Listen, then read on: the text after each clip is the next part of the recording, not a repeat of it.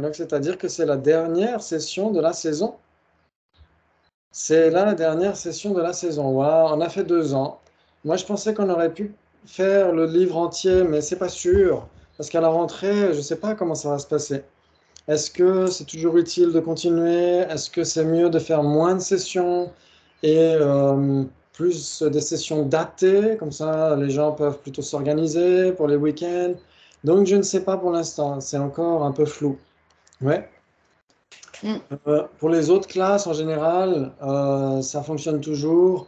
Il y a eu pas mal de demandes pour les débats, pour connaître l'esprit, c'est sûr, ça va continuer. Parce que, bon, on n'avance pas beaucoup, mais ça a l'air encore d'intéresser les gens. Et celui-ci, on arrive presque à la fin, hein, l'art de la sagesse. Donc, peut-être qu'à ce moment-là, si on reprend la rentrée, peut-être de sélectionner quelques passages. Mais on aura fait beaucoup, c'est énorme. C'est énorme. Ouais. Ouais. Et donc, quels étaient les points essentiels du livre? Il y en a eu tellement. L'essentiel du Le livre. 9e chapitre seulement. Oui, ce Oui. n'est que le 9e chapitre, attention, en plus. Oh là là, imaginez si on avait fait les 10.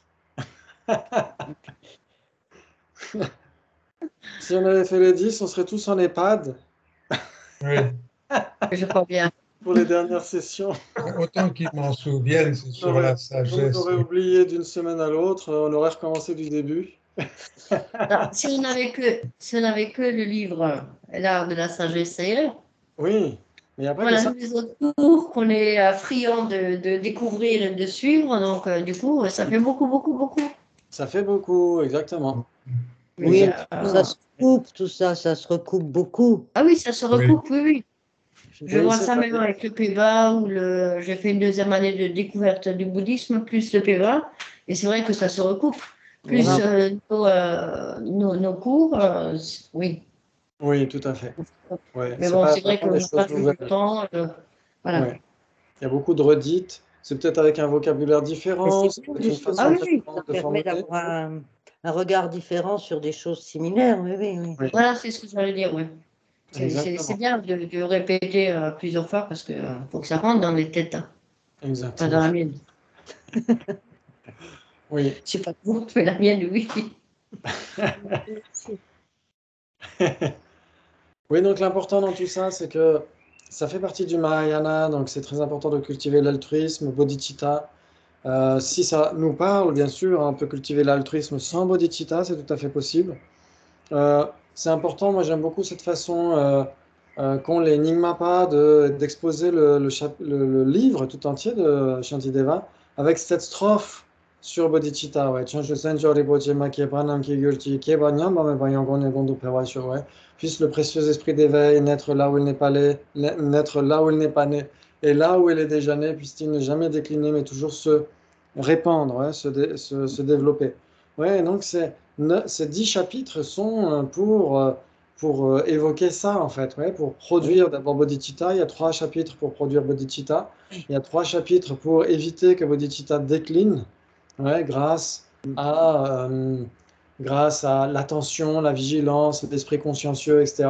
Et il y a 3 chapitres pour développer encore et encore bodhicitta, ouais, avec la patience, la concentration et puis la sagesse, la bodhicitta ultime, mais qui aide, comme on l'avait dit la dernière fois, à développer aussi bodhicitta conventionnel. Vous voyez, quand on comprend la vacuité, comme dit Sasanté, enfin, quand on comprend, quand on approche une compréhension quelconque de la vacuité, comme dit Sasanté, ça peut aider énormément à mieux comprendre la voie tout entière.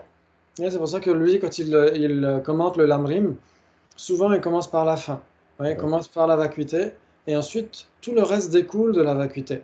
C'est clair. Ouais, ça c'est pour ça que c'est vraiment essentiel ce chapitre-là. Ouais, la première strophe de ce chapitre 9 qui dit toutes ces branches ont été enseignées par le vainqueur pour mener vers la sagesse. Ouais, donc pour la sagesse de la vacuité, bien sûr, la vacuité de la personne et la vacuité des phénomènes. Ouais, et en particulier dans les phénomènes, ce sont les agrégats. On peut parler bien sûr des 4 placements de l'attention. Là, on en est en plein dedans. On avait vu le placement de l'attention sur le corps et on avait commencé à parler du placement de l'attention aux sensations. Oui. Ouais. Pour le placement de l'attention à la vacuité de l'esprit en particulier, je vous encourage vivement, si vous n'avez pas regardé les vidéos des enseignements de la vénérable Robina sur le Mahamudra. Et il y a quelques méditations aussi que j'ai eu l'honneur de guider, pas de quitter, de guider sur la vacuité de l'esprit pour méditer sur le Mahamudra. Alors, bien sûr, hein, je ne fais que le perroquet, je ne fais répéter ce que j'ai entendu moi-même, mais c'est intéressant. Et ça permet justement d'adapter ça aux vraies cessations, hein, c'est ce qu'on avait dit. Et après, méditer sur la vacuité des autres phénomènes, et en particulier les facteurs mentaux. Ouais, les autres facteurs mentaux qui ne sont pas mentionnés dans les sensations. Ouais, les facteurs mentaux comme les afflictions, par exemple, de voir leur vacuité. Ouais, de voir que on peut les utiliser sur la voie pour certaines d'entre elles. On peut, euh, on peut voilà, il y a plusieurs méthodes qui sont données par le Bouddha. Ouais, c'est ça qui est vraiment intéressant. Ok. Et donc, voilà, c'est ça qu'il faut essayer de retenir dans tous ces points, donc dans tous les chapitres. Et le 10e chapitre, c'est la dédicace. Voilà, c'est pour ça que c'est inclus dans. C'est all inclusive, c'est le packaging. Ouais, comment ne pas faire décliner bodhicitta et comment le développer encore et encore. Voilà, et donc il y a bodhicitta conventionnel et bodhicitta ultime. Si vous n'avez pas participé à des retraites de bodhicitta avec le vénérable Gendamdul, je vous encourage vivement à faire cette expérience-là. On n'est plus la même personne après qu'avant. Donc, bien sûr qu'on n'est plus la même personne à chaque instant qui passe. On se renouvelle à chaque instant qui passe. Mais avec ce type de retraites qui ont été à l'initiative de sa sainteté Dalai Lama, conseillé par sa sainteté Dalai Lama pour que Vénérable Gendamdul fasse ses retraites, et avec toutes les compilations qu'il a faites, et justement il emploie aussi les textes de Arya Nagarjuna et le Bodhisattva Shantideva, etc. Et ces retraites sur les deux bodhicitta, bodhicitta conventionnel et bodhicitta ultime, ça change la vie. On n'est plus du tout la même personne après. Ouais, il y a un avant et un après. Donc si ça vous intéresse un jour, ça pourrait être intéressant pour ceux que ça intéresse. Ok. Très bien. Très bien, très bien. Et donc, voilà, qu'est-ce qui vous a le plus parlé dans tous ces points-là qu'on a vus ensemble? Quels sont les points qui ont été plus obscurs? Quand est-ce que ça vous a plus parlé? Quelle a été cette expérience dans tout ça?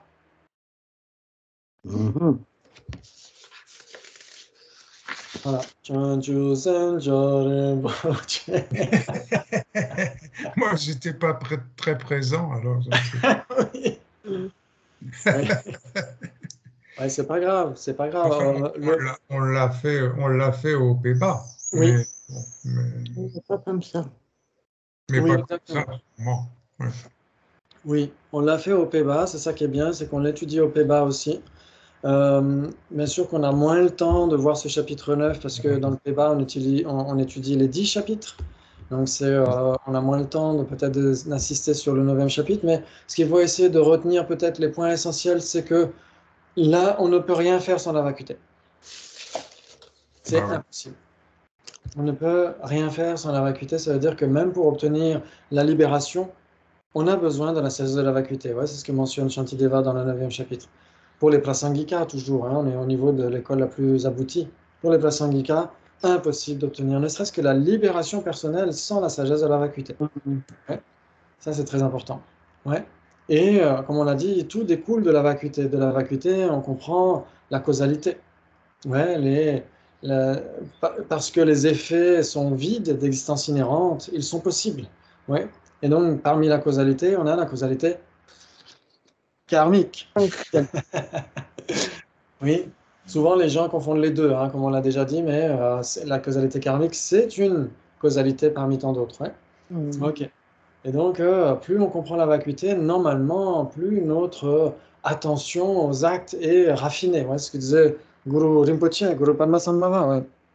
Il disait que plus, même si sa vue est aussi vaste que l'espace, l'attention qu'il porte à ses actes est plus fine que la farine.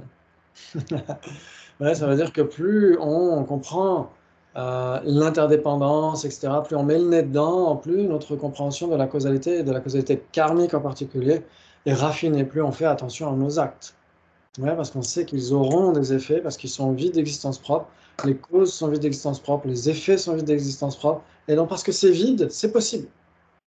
Ouais, c'est ce que dit Arya Nagarjuna. Pour qui la vacuité est impossible? Tout est impossible.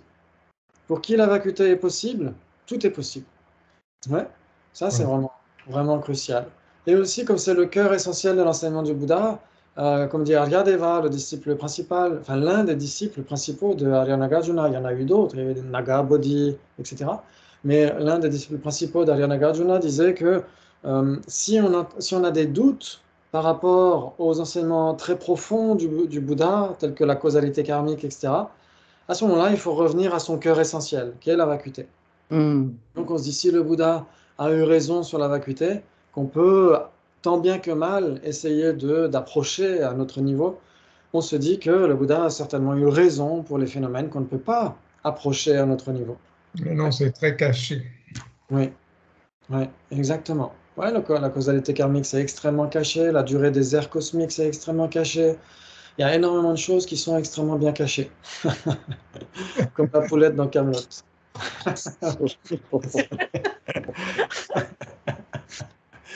Et donc, voilà, si on a des doutes sur ces points extrêmement profonds, extrêmement subtils, et c'est ce que dit Aryadeva, il faut revenir à la quintessence de l'enseignement du Bouddha, et donc son enseignement sur la vacuité. C'est ça. Ouais, bien sûr, la vacuité au cœur de compassion, la vacuité intimement associée à bodhicitta. Ouais, donc la vacuité telle qu'elle est comprise dans le Mahayana et telle qu'elle est pratiquée par les bodhisattvas. Ouais, donc dans ce cas-là, ce sera la bodhicitta ultime. Ouais. Donc c'est intéressant.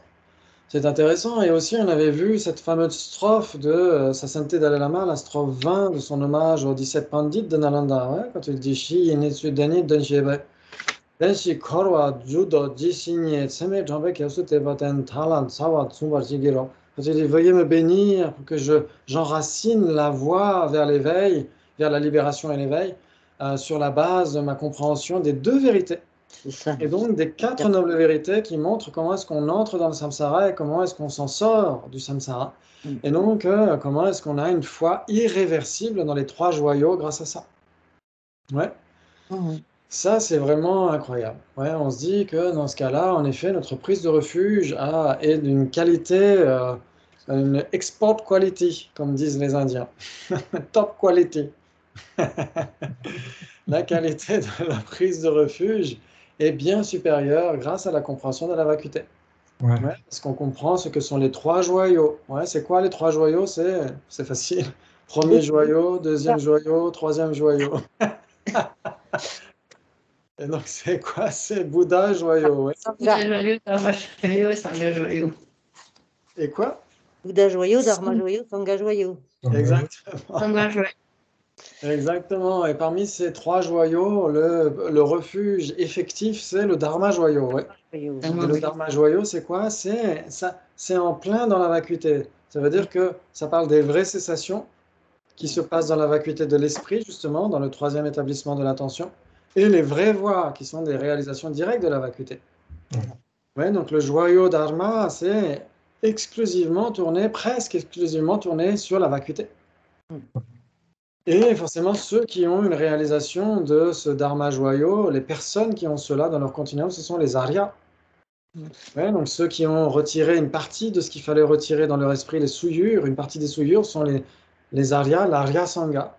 Et les personnes qui ont tout éliminé grâce à la sagesse de la vacuité, ce sont les Arya Bouddha. Mm.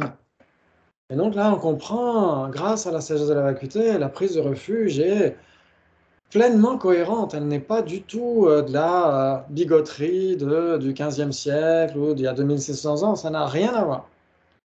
Ouais, c'est vraiment fondé sur la raison. Ça, c'est très important.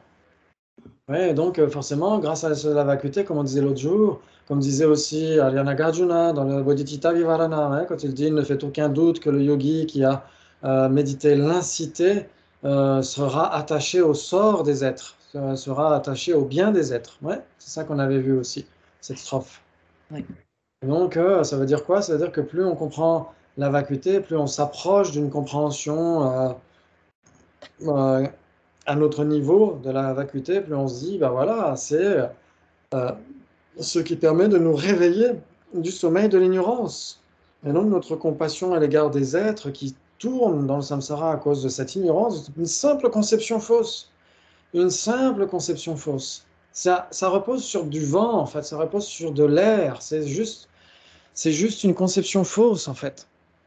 Et à cause de cette conception fausse, tout le samsara depuis des temps sans commencement, les êtres n'ont eu jamais de vraies vacances par rapport aux vraies souffrances.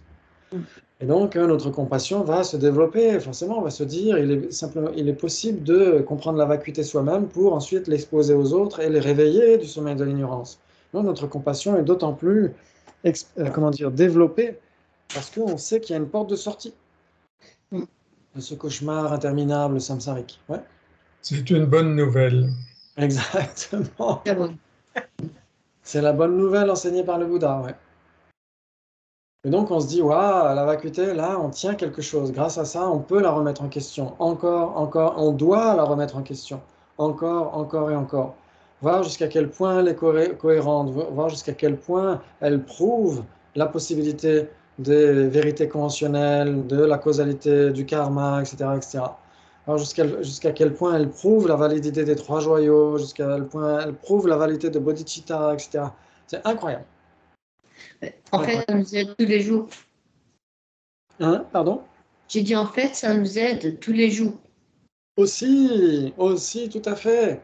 Mm. Exactement, c'est ce qu'on disait l'autre jour. On disait qu'en effet, si on est obsédé par un objet d'attachement ou si on est dans la colère vis-à-vis d'un objet d'aversion, etc., on peut remplacer notre application mentale inappropriée par une certaine réflexion sur la vacuité. Se dire pourquoi? Pourquoi je suis attaché? Pourquoi? Quelle est la vraie raison?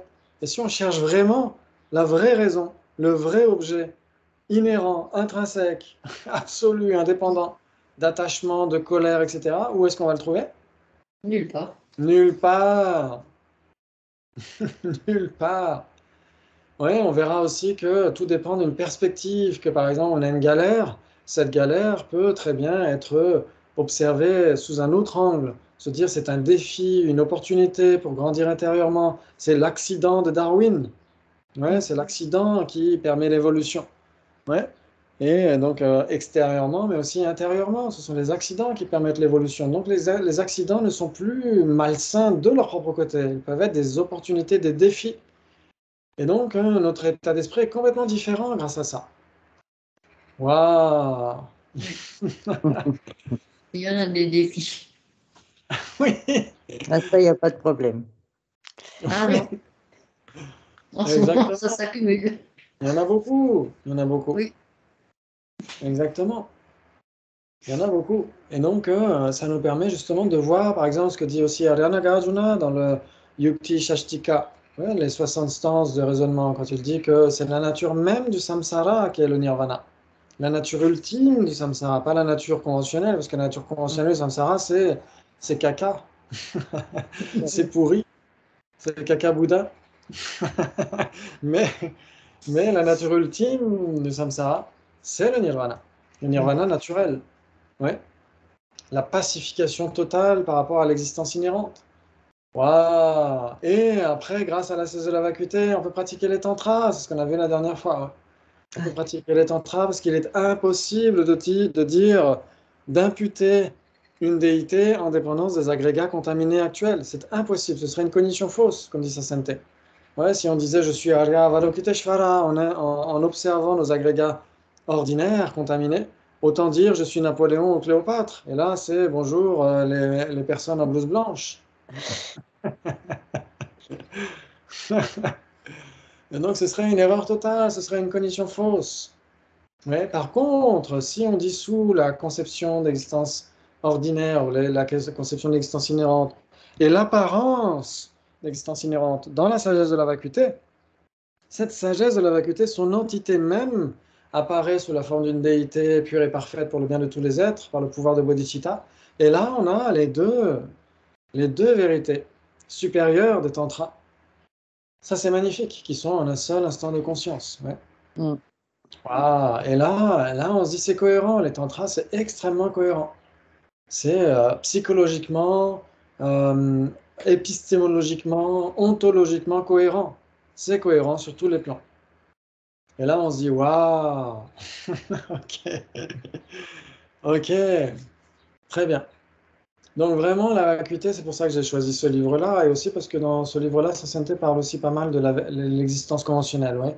Donc ouais, il faut vraiment réaffirmer l'existence conventionnelle, Et c'est extrêmement difficile de réaffirmer l'existence conventionnelle une fois qu'on a éliminé l'existence ultime. Éliminer l'existence ultime, comme dit Venerable Geshe Gensen ici à Nalanda, en effet, c'est pas si évident que ça, ouais. Mais c'est comparativement moins difficile que de réaffirmer l'existence conventionnelle. Ouais, exactement. Parce qu'on a tendance à sombrer soit dans l'absolutisme, soit dans le nihilisme, et d'être juste sur la corde tirée entre les deux, sans sombrer dans un abîme ou dans l'autre, c'est difficile. Ouais, c'est difficile. Mais à la rigueur, il vaut mieux être absolutiste. Il vaut mieux, de toute façon, en général, on commence par être absolutiste. Ouais, on absolutise de toute façon. Donc, il vaut mieux commencer par là. Et il vaut mieux être absolutiste que nihiliste. Ouais. Mais en effet, c'est très difficile de réaffirmer l'existence conventionnelle. Vous vous souvenez, on avait parlé de cet exemple. Enfin, moi, c'est celui qui me parle le plus. Mais pour moi, l'existence conventionnelle est similaire à la floraison des cerisiers au printemps. Mm. Elle existe, mais où la trouver? Dans une fleur ou dans une autre, ou dans un arbre ou dans un autre? Là, c'est très, très difficile. C'est-à-dire que conventionnellement, on trouve les choses si on ne les cherche pas. Si on les cherche conventionnellement, on peut les trouver à la rigueur, ouais, même si c'est bien caché, comme la poulette. Si on cherche bien, conventionnellement, si ça existe, on doit le trouver. Par contre, si on cherche ultimement, ça, c'est impossible. Mm. Et c'est en effet notre objet d'enquête. Notre objet d'enquête, c'est une personne absolue, des agrégats absolus. Ouais, c'est pas simplement la simple personne. Ouais, il y a l'un des enseignants de Venerable Geshe Damdul qui a enseigné justement sur la vacuité. Et ils en ont fait un petit livret qui est extrêmement profond, extrêmement difficile. Mais en effet, dedans, il mentionne que quand on recherche la table dans ses parties, on ne recherche pas la simple table dans ses parties, parce que les Sotrantika y arrivent très bien. Pour les Sotrantika, le tout est déjà contradictoire avec ses parties. Un tout, 5 parties. Comment est-ce que ça pourrait être la même chose, ouais? Donc, il est impossible de trouver le tout dans ces parties. Donc, déjà, pour les Sotrantika, c'est déjà le cas. Donc, les Prasangikas sont beaucoup plus subtils. Et donc, qu'est-ce que eux cherchent? Une table inhérente, pas la simple table. Et là, en effet, on ne peut pas la trouver non plus. Ouais. Donc, c'est pourquoi on doit certifier d'abord l'objet de négation. Ouais, table inhérente, personne inhérente, agrégat inhérent, esprit inhérent, etc., etc. Et donc, c'est ça qu'on cherche dans sa base d'imputation. Et on ne le trouve pas. Et donc, qu'est-ce qu'on trouve? Sa vacuité d'existence inhérente. Ouais. Et donc, après, qu'est-ce qu'on doit faire? Réaffirmer l'existence conventionnelle. C'est ce que dit Sasanté en particulier dans The Geluk Kegu Tradition of Mahamudra. En fait, c'est une mauvaise traduction du texte de Panchali Rinpoche. La bonne traduction du texte de Panchali Rinpoche, c'est la tradition Gelugpa orale, la tradition orale Gelugpa sur le Mahamudra. Ouais. Et donc, en effet, dans cet enseignement qu'il a donné, je crois que c'était en 82, il dit qu'il faut réaffirmer l'existence conventionnelle des phénomènes. Et quand on étudie justement du Ra, les débats, etc., le Sotrantika, quand on étudie l'Abhidharma, on comprend les généralités, les instances qui dépendent, les généralités dépendent de leurs instances, etc. Et donc, si on comprend ça, on peut comprendre un peu plus justement la réaffirmation conventionnelle des phénomènes, ouais, qui dépendent de leurs parties constituantes, etc., etc., comme les généralités dépendent de leurs instances. Ouais. Donc, c'est intéressant, pour ceux que ça intéresse. Ouais. C'est ce que disait Spinoza. Nous n'aimons pas les fleurs parce qu'elles sont belles parce que nous les aimons. Il était Prasangika, je suis sûr. Sans le savoir. Il était Prasangika, mais oui, peut-être que c'était un Prasangika caché. Parce que je me souviens, en fac de philo, on avait étudié, je crois que c'était, comment ça s'appelait ce texte de Spinoza? Ah oui, de l'éthique. L'éthique de Spinoza. Ah, c'était extrêmement rébarbatif et j'ai pas vraiment bien compris tout ce qui était là-dedans. Mais je me souviens qu'il parlait de Dieu qui était une étendue. Je me souviens de ça en tout cas. Le jour où j'étais pas complètement alcoolisé ou à l'université. Donc certainement que ces jours-là, je devais être sobre. Et je me souviens qu'il avait dit ça, le prof. Et donc en effet, En effet, Spinoza parlait de Dieu, etc. Donc, peut-être qu'il était théiste, peut-être qu'il était obligé de l'être, comme Descartes était obligé de l'être, ouais, d'une certaine manière. Sinon, c'était le bûcher. Mais peut-être que leur réflexion menait vers le Prasangika, pourquoi pas. En tout cas, pour dire, en effet, les fleurs sont belles parce qu'on les aime, ça, c'est extrêmement quantique, extrêmement Prasangika. C'est magnifique. Ok. Très bien, très bien. Ok. Donc ça veut dire que pour étudier, il faut avoir l'esprit clair. Et comme ça, on se souvient un peu mieux des choses qui ont été enseignées, et comme ça, on peut mieux les remettre en question, etc. Ouais. Donc c'est important que vous puissiez remettre en question vous-même tout ce qui a été dit au cours. Ça fait 2 ans qu'on a commencé ou pas? Ou ça fait 1 an? L'art de la sagesse, c'est la 2e année, oui. La Ok. deuxième année. Et, Autrement, c'était fin 2019. oui. Ok. Ouais, Fin 2019, on avait commencé à étudier un petit le peu les regard. pages, je me Un autre souviens. regard, ouais. Et un autre regard aussi Un de autre sa regard. sainteté. Et on était passé un peu plus rapidement. Je crois que j'avais dû sélectionner des passages uniquement, sûrement. Oui, Ok. Donc c'est ce que j'aurais dû faire pour celui-ci. Mais c'est pas très grave, on a vu au moins l'essentiel. Et puis, ce qui est très important, c'est de le faire toujours avec une bonne motivation et d'essayer de se poser la question à chaque fois, comment est-ce que la réalité est égale à l'apparence ou pas? Est-ce que cette apparence correspond à la réalité des choses ou pas? Ou est-ce qu'il n'y aurait pas une réalité plus profonde que la simple apparence? Ouais. Et donc, parce que comme vous le savez, euh, même sans approche de la voie médiane, même sans étudier l'art de la sagesse, etc., on ne fait que traiter avec des vérités conventionnelles, mais sans le savoir. Comme, Mhm. comme Monsieur Jourdain parlait la prose sans le savoir. Ouais, ça veut dire qu'on est au milieu, nous sommes même nous des vérités conventionnelles, mais nous ne le savons pas. Ouais, pour nous, c'est la vérité pure et dure, c'est la réalité pure et dure des apparences pure et dure, etc. Et c'est une fois qu'on écarte l'existence ultime, absolue, indépendante, qu'on comprend qu'en effet, les conventions ne sont que des conventions, mais apparaissent comme étant des vérités conventionnelles, Mhm. ouais, des vérités au regard de l'ignorance. Ouais.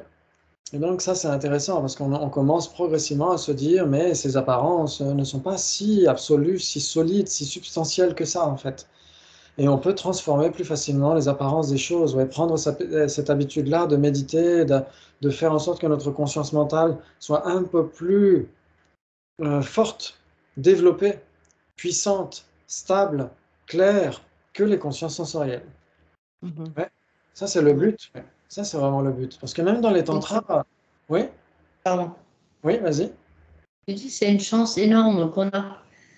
Parce que des fois, quand on rencontre ou quand on est dans un problème, ou enfin, on est face à une personne qui, je sais pas moi, qui explose ou quoi que ce soit, et puis toi, tu te rends compte que effectivement, c'est pas, enfin, c'est, comment dire, euh, ce qu'elle pense que c'est vrai que c'est comme ça. Enfin, nous, on a plus de chance. Je sais pas comment expliquer. Comparé à elle, on arrive à passer outre ou on arrive à mieux comprendre que la personne en face. Exactement. Par rapport à la colère ou quoi que ce soit, enfin, moi je sais que après il y a quelques années, j'étais très colérique, enfin très, je m'énervais, colérique peut-être pas, mais je m'énervais beaucoup. Mais là, c'est depuis que je fais le bouddhisme, c'est quand même, je vois que petit à petit, ça s'arrange, et puis que j'ai plus de facilité à faire face à plein de soucis qu'avant, j'aurais pas réussi. Hein.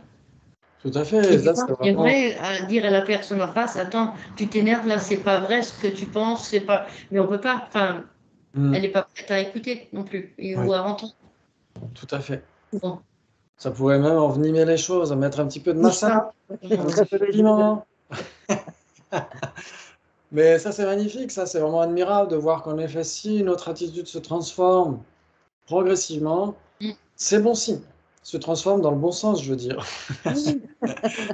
Comme là, dans ton cas, en effet, dans ce cas-là, c'est bon signe. Si on est un peu plus coulant, un petit peu moins crispé qu'avant, ou si, bien sûr, qu'on se met en colère ou on s'énerve, mais que ça dure un peu moins longtemps, ça traîne la savate un peu moins longtemps dans notre esprit, c'est déjà gagné. Ah, c'est déjà gagné. Je veux dire, même si on rencontre des soucis, vraiment des fois très durs, on arrive à passer, enfin, j'arrive à mieux gérer que je pouvais gérer avant. Il y a Exactement. quelques années, j'aurais pas pu gérer. Ça change tout, ouais. Ah Ça oui, non, change mais complètement. Donc, merci. Parce que jusqu'à maintenant, on est un petit peu comme un acteur qui... vous avez déjà vu peut-être des gens qui regardent une série pendant des années. Je me souviens, ma grand-mère, elle regardait... c'était quoi?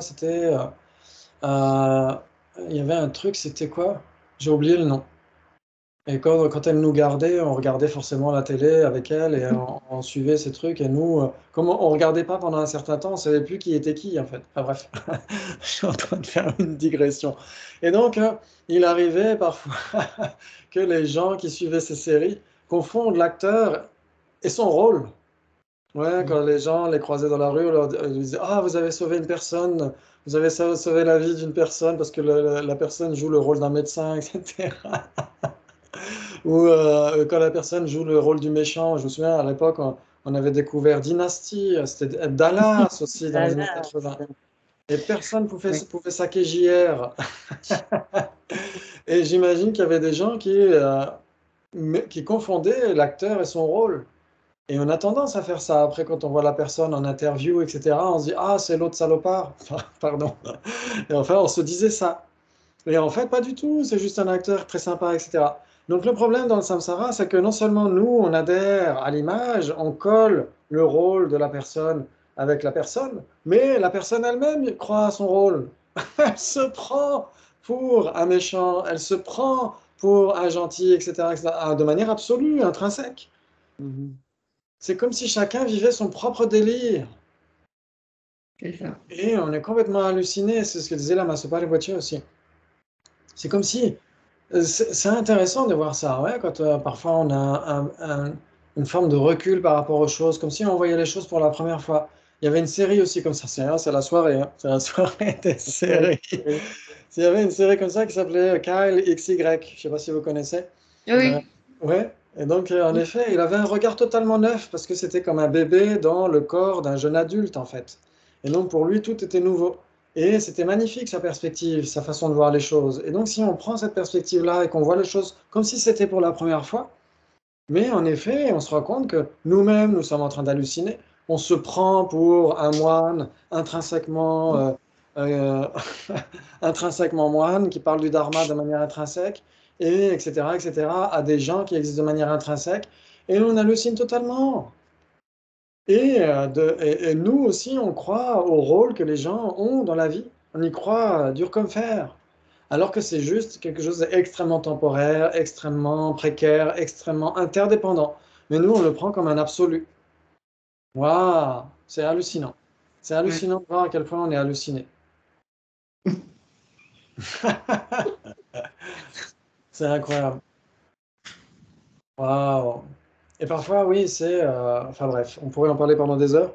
Mais voilà, est-ce qu'il y aurait d'autres points qu'il faudrait évoquer? Est-ce qu'il y a des choses qui vous semblaient plus obscures ou rébarbatives? Oui, peut-être le Chitta Mantra, au Oh non, hasard. on va partir sur le Chitamatra. Ok, alors parlons-en du Chitta Mantra.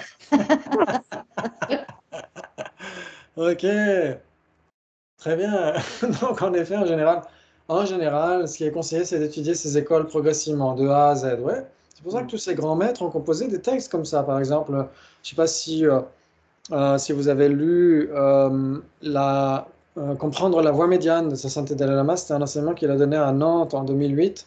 Et donc, bien sûr, il a commenté Ariana Garjuna, mais aussi un texte de Guru Rinpoche sur les écoles philosophiques, sur les vues philosophiques, le collier des vues philosophiques de Guru Rinpoche. Et ça arrive dans toutes les écoles. Dans toutes les écoles, on a bien sûr ces mentions des écoles philosophiques avec des détails différents, bien sûr. Mais pourquoi est-ce qu'ils font ça? Pour justement essayer d'y aller pas à pas, pour essayer d'avoir une approche pas à pas. Parce que c'est très difficile d'entrer comme ça, de but en blanc, dans le Prasangika, ouais. Donc c'est pourquoi on a essayé de voir aussi dans un autre regard de sa sainteté, il y avait l'un des derniers chapitres sur les deux vérités en fonction des quatre écoles. Et voilà, c'était fait aussi pour qu'on puisse se préparer à comprendre les deux vérités selon le Prasangika en particulier, ouais. Parce qu'elles ne sont pas si évidentes que ça, ouais. Mais en effet, le Chittamatra, c'est presque un point de passage pour essayer de comprendre que c'est pas l'enseignement définitif, en fait, hein, pour les Prasangika comme Ariana Garjuna, Acharya Chandrakirti, le Bodhisattva Shantideva. On peut voir dans tous ces textes-là, ouais, qui ont été commentés dans toutes les écoles indo-tibétaines, que, en effet, le Chittamatra n'est pas considéré comme la vue ultime, mais très utile, comme n'importe quelle école bouddhiste, en général, ou même n'importe quelle école non bouddhiste. Ouais, elles ont leurs utilités de toute façon. Et donc, c'est pourquoi elles méritent le respect. Ouais. Mais bon, le Chittamatra, c'est quand même lourdingue, parfois, à essayer de comprendre. Même si on respecte le Chittamatra, mais parfois c'est difficile à comprendre, avec tout le respect qu'on lui doit. Et donc c'est pourquoi on a zappé finalement, au bout d'un moment, on a zappé certaines strophes sur ces points-là. Et ensuite, on a essayé d'évoquer aussi les vues non bouddhistes, telles que le Samkhya, etc., qui n'est pas si facile non plus, Bien. et qui est observé avec une vue bouddhiste. Ouais, c'est avec le prisme du bouddhisme qu'on observe ces écoles-là. De nos jours, il y a des textes en anglais qui sortent à l'initiative de Sa Sainteté Dalai Lama qui permettent justement de mieux comprendre aussi ces écoles non bouddhistes. Ouais. Il y a des textes qui sortent en ce moment. Donc ça permet d'approfondir tout ça. Donc voilà, c'était à peu près tout ce qu'on a fait par rapport à tout ça. Et donc la fin du texte, c'est là où on sait qui est le méchant. On sait, c'est comme dans un Agatha Christie. Et donc, en effet, c'est pourquoi il faut porter notre attention à la vacuité de tous les phénomènes. Ouais. Donc, bien sûr que dans les 4 placements de l'attention, c'est le corps, les sensations, l'esprit, bien sûr, c'est très important, et les autres phénomènes. Ouais, parce que, comme vous le savez, la racine ultime du samsara, c'est la saisie d'un soi inhérent des phénomènes, ouais, qui engendre la saisie inhérente de la personne et qui engendre, bien sûr, la saisie d'existence autosuffisante et substantielle de la personne aussi. Ouais. Et donc, tout ça, ça engendre tout le reste, tous les problèmes. Ouais. Tout ce samsara, ce cercle vicieux du samsara. Ouais. Voilà, c'est à peu près ça. Quoi d'autre? Est-ce qu'il y avait d'autres choses qui vous ont aidé? Est-ce qu'il y a d'autres... Je sais qu'on a fait des digressions parfois, qu'on a parlé d'autres thèmes parfois, on a parlé des dissolutions du moment de la mort, on a parlé des choses comme ça, le bardo, etc. Mais je pense que c'est bien aussi qu'on puisse aussi parler d'autres thèmes que pas uniquement le texte pur et dur. Ouais, c'est bien de faire des digressions aussi de temps en temps. C'est bien entendu. Ouais, Mm. très bien. Eh ben, c'est super, c'est super. Très bien, très bien. Et donc, est-ce que on continue un petit peu le texte ou pas? Ou est-ce que qu'est-ce que vous en pensez, vous? Ouais. Ah, Allez, allez, allons-y. Très bien. Et donc là, les sensations. Ouh là là, les sensations, il y a beaucoup de choses à dire. Énormément. Énormément. Donc, ok, donc on va essayer de voir euh, les strophes peut-être ou ce que dit sa sainteté. Qu'est-ce que vous préférez? Comme tu veux. C'est vous les patrons ce soir. Ben ouais. On va C'est faire pas... la moitié. On va faire la moitié, on va faire une strophe et ce que va dire sa sainteté. Ok. Très bien, la strophe 88, l'attention portée à la vacuité des sensations. Très bien, la strophe 88 qui dit si la douleur a une existence réelle et donc permanente, parce que si ça a une existence réelle, inhérente, absolue, ça devrait avoir une existence permanente. Pourquoi n'affecte-t-elle pas ceux qui sont dans la joie? Oui, exactement. Donc, si une sensation douloureuse avait une existence réelle, pourquoi est-ce qu'elle n'affecte pas ceux qui sont dans la joie? Si c'est le bonheur qui existe réellement, pourquoi le plaisir d'un aliment savoureux laisse-t-il insensible celui qui est en proie au chagrin? Ouais, ça montre l'existence dépendante des sensations. Et c'est ce que dit sa sainteté aussi juste après. Ok. Il dit en effet, dans la mesure où la sensation appartient par définition au domaine sensoriel, elle doit exister en relation avec certaines circonstances. Ouais. Nous constatons aussi au sein de notre expérience personnelle que les sensations peuvent s'étouffer mutuellement. Par exemple, si nous sommes en proie à un immense chagrin, celui-ci peut imprégner tout ce que nous vivons et nous empêcher d'éprouver le moindre soupçon de joie. Et inversement. Ouais. Et donc on voit en effet que les sensations sont extrêmement présentes dans notre vie. Elles nous mènent par le bout du nez, non? C'est-à-dire que On est à la recherche continuelle de sensations plaisantes, qu'elles soient, la plupart du temps, elles sont sensorielles de toute façon. Ouais, visuelles, auditives, olfactives, gustatives, tactiles. Et mentales aussi, pourquoi pas, de temps en temps. Ouais, on peut avoir des sensations mentales quand on a un sentiment du devoir accompli, quand on est content d'avoir étudié Shantideva le dimanche soir, etc., au lieu d'aller regarder un bon film. On se dit finalement, on a bien fait, et donc on a une forme de sentiment du devoir accompli qui offre une sensation mentale plaisante. Ouais. Ou le fait d'être avec ses potes, de discuter avec ses potes, ses amis, etc., de tout et de rien, ou préférablement de tout, parce que parler de rien, c'est un peu bizarre. Enfin bref. Ok. Désolé. Ok, ça ne veut rien dire ce que je suis en train de dire. Ok, très bien. Très bien. Et donc, les sensations. Les sensations, c'est quoi d'abord la sensation? C'est faire l'expérience, c'est ce qui fait l'expérience. Oui, en effet, on pourrait dire que c'est ce qui permet à l'esprit de faire l'expérience. Mm. Oui, sans sensation, l'esprit ne pourrait rien éprouver. Ouais, donc ça fait partie des facteurs mentaux omniprésents. Alors parlons-en des facteurs mentaux omniprésents. Ouh là là, Oui. je suis en train de m'engouffrer dans l'obscurité. Attends, je vais mettre la lampe. Oh, c'est encore pire. C'est encore pire. Ah, c'est Ok. pareil. Ok. Il y a un orage qui arrive là. Ah, ok. Mm. Donc la sensation, donc on a la sensation, ok, parmi les facteurs mentaux omniprésents, il y a quoi d'autre? Discrimination, contact, intention et application mentale. Voilà, bravo, très bien, discrimination ou identification, ouais. Dans le Sutra du cœur, on parle d'identification et je trouve que c'est pas mal aussi comme traduction, identification. Ouais, ok, très bien. Et donc, en effet, il y a ces facteurs mentaux qui sont intimement liés les uns aux autres, hein, les sensations, l'identification, l'intention, etc. Ça, comme on en a déjà parlé, ouais, c'est une façon extrêmement pragmatique d'évoquer la psychologie bouddhiste du point de vue de Venerable Geshe Damdul. Et donc, en effet, il dit que la sensation, l'identification et l'intention sont intimement liés. Vous vous souvenez quand on en avait parlé, de quelle manière? Comment ça? Ah, Comment quand on en avait parlé? De quelle manière ils sont intimement liés? la sensation. Tu as dit quoi? La La sensation. discrimination et l'intention. Oui. Donc par exemple, en général, vous savez que quand on a une sensation désagréable, qu'est-ce qu'on va chercher à faire? À s'en débarrasser. À fuir, à toutes jambes. Ouais, on va prendre ses jambes à son cou. Et Mm.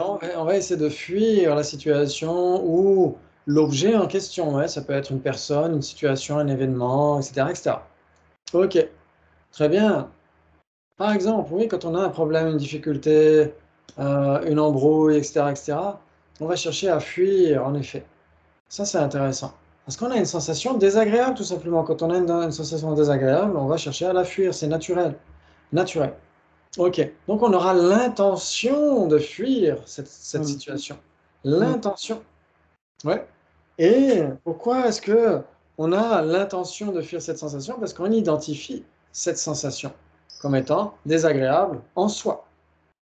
Ouais. Ok. Maintenant, si on essaye de travailler sur notre identification grâce justement à l'analyse, grâce à la méditation, etc., on peut identifier que cette personne, par exemple, qui est hostile, qui nous semble être hostile, qui nous semble nous vouloir du mal, etc., etc., cette personne, on essaie de l'identifier autrement. Ouais. On essaie de l'identifier autrement. On se dit finalement, si, par exemple, ok, si on prend un autre exemple, vous allez par exemple vous allez passer votre visite médicale, vous allez faire un check-up, ouais. Donc vous allez donner des sous à un médecin, ou c'est l'État, ou c'est votre assurance qui va donner des sous à un médecin pour faire un check-up et qui va vous dire ce qui ne va pas. Vous êtes d'accord? Oui. Ouais. Cette personne vous permet de vous faire un check-up intérieur gratuitement, on n'a même pas besoin de la payer. Grâce à cette personne, vous voyez où sont vos limites. vous voyez ce sur quoi vous devez travailler. Et grâce à cette personne, vous allez travailler et obtenir l'éveil. Ouais. Parce que s'il n'y avait pas cette personne-là, comment est-ce qu'on pourrait, avec qui? Est-ce qu'avec nos amis, avec notre maître, etc., on observe nos limites? Est-ce qu'ils nous mettent des bâtons dans les roues? Pas du tout. Pas du tout, au contraire, ils vont nous aider. Et donc, ils ne nous montrent pas où sont nos limites. Par contre, la personne hostile, la difficulté, etc., nous montre jusqu'à quel point notre esprit est stable ou pas. Nous fait faire un check-up intérieur gratuitement. Ouais. Et donc, grâce à ce check-up, c'est là, par exemple, quand on va méditer, on se dit pourquoi est-ce que je vais méditer? Parce que j'ai besoin de transformer mon esprit. Mais sur quoi est-ce que j'ai besoin de travailler sur mon esprit? Les choses vis-à-vis desquelles j'ai des lacunes. Quand j'ai des lacunes en patience, quand j'ai des lacunes en bienveillance, quand j'ai des lacunes, etc., etc., j'ai besoin de le savoir. Et cette personne me montre mes lacunes. Et donc, c'est grâce à cette personne que je vais finalement entraîner mon esprit et devenir de plus en plus patient, stable, disponible, chaleureux, bienveillant, etc. Et donc, c'est grâce à ça que je vais obtenir l'éveil. C'est grâce à cette personne que je vais obtenir l'éveil.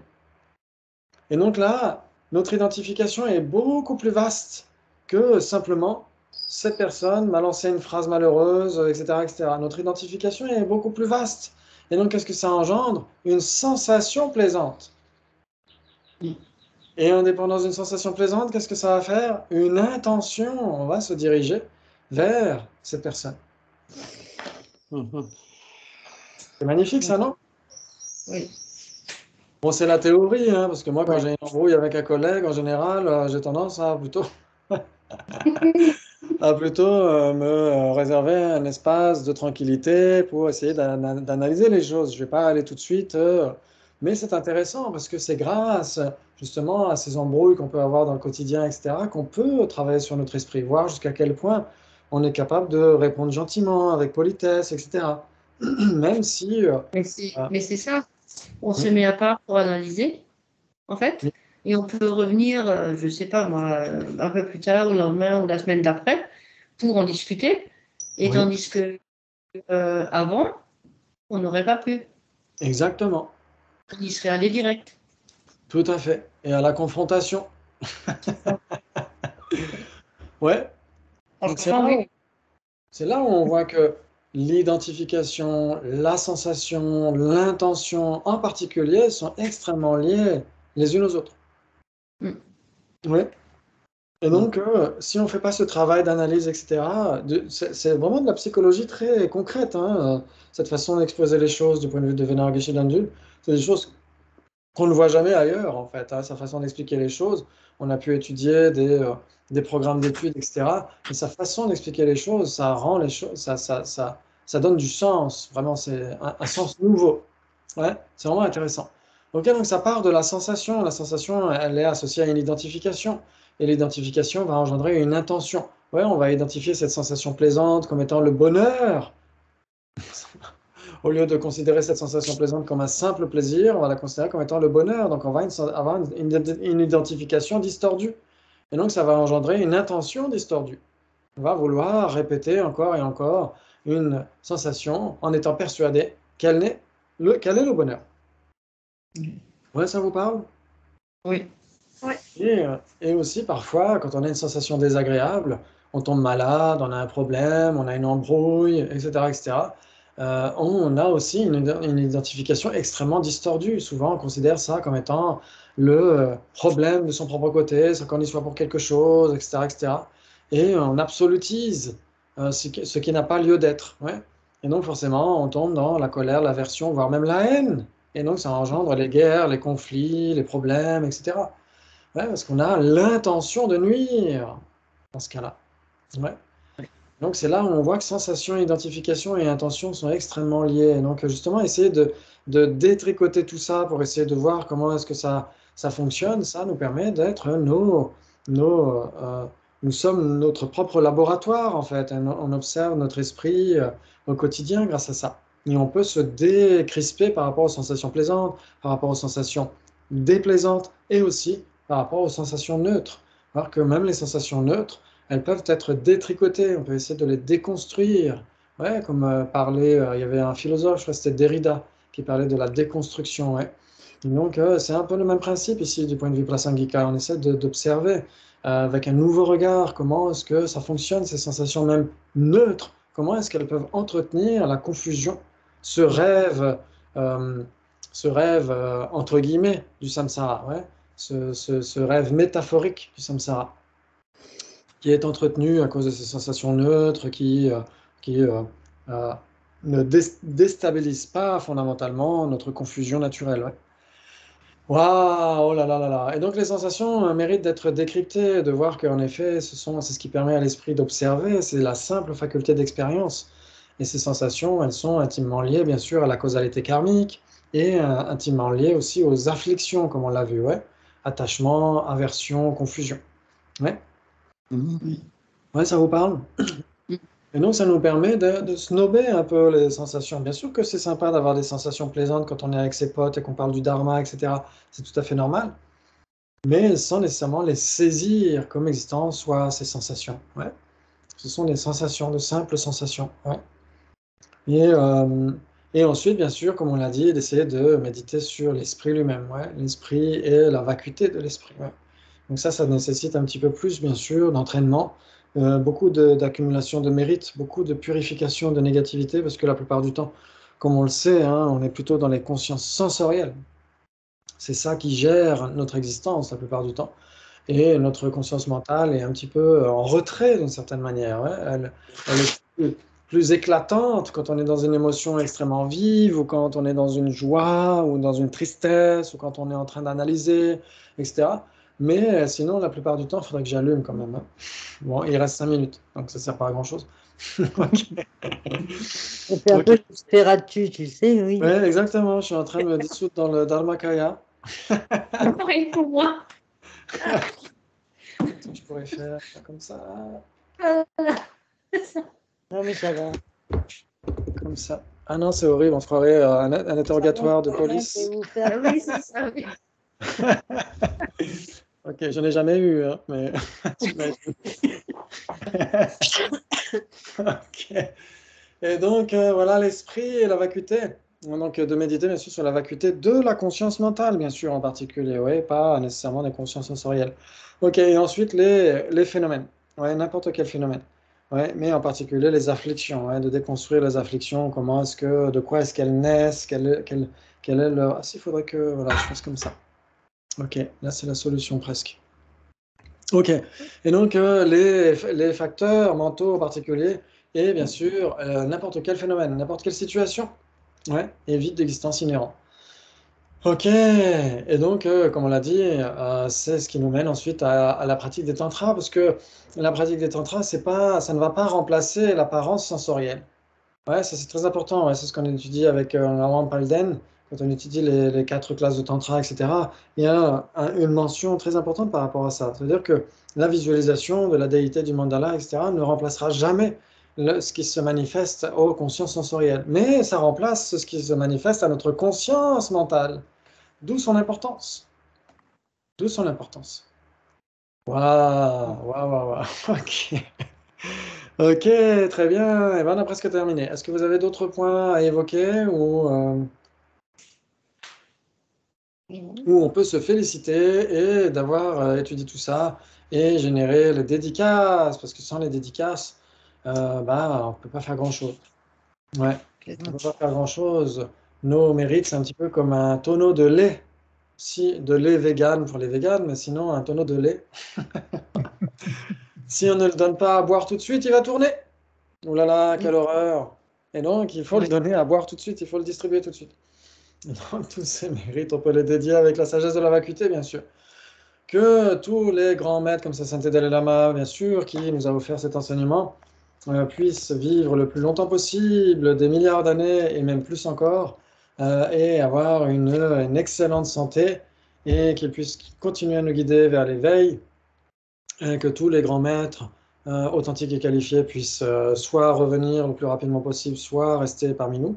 et que tous les peuples voient leur droit à l'autodétermination être respecté le plus rapidement possible, que tous les enfants, garçons et filles, puissent aller à l'école, avoir une éducation du cœur comme de l'esprit, que les droits humains et non humains soient respectés, que vous puissiez être heureux de plus en plus, encore plus, jusqu'à la félicité ultime de l'éveil, et vous et tous les êtres. Merci beaucoup, c'était super de parler du Dharma et avec merci. parfois quelques petits déliriums, mais c'est tout à fait normal. Il faut mettre un petit peu de légèreté dans ce monde de brut. Voilà, Merci. c'est ça. Merci beaucoup, à tout bientôt, passez Merci. d'excellentes vacances. Et sinon, pour les autres, on se retrouve le vendredi prochain. On aura Connaître l'esprit et les débats pour la dernière session de la saison. Et après, ça reprendra. Je vous tiendrai au courant pour la suite, pour la rentrée, comment on fait pour la suite des réunions. Vous serez tenus au courant sur Facebook et ailleurs. Ouais. Ok. Ok. Ok.